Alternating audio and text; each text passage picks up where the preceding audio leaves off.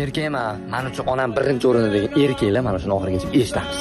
Ikkinchi xotinim bilan onam ajrashasan dedilar. Bu donajonim ajrashaman dedim. Ikkinchi xotinimni ham menga Xudo bergan. Alhamdulillah robbilalamin. Ne'matligini umrnam yashaydigan men, onam emas, ukam emas, oilam emas, birinchi xotinim man umrnam yashayman. Bilan men yashayman. Uni ta'mini, uni mazasini, uni fe'lini men bilaman. Umrnam kechqurun men yotaman, umrnam men turaman, umrnam men choy ichaman. Uni aslini men bilaman qarinamni.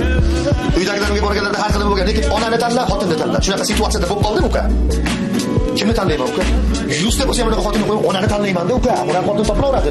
Nu adolat bo'lish kerak-ku uka. Ko'zim bilan ko'rib turibman uka.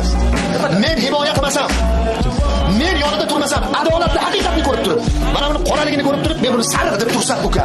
Men uni oldida qanaqa erkaklik? Nimani sevdi u meni? Mana o'zbek aktyori, mana o'zbek o'g'loni. O'zini hayotida shunday narsalar bo'lganki, xalqdan yashirmasdan aytib bergan.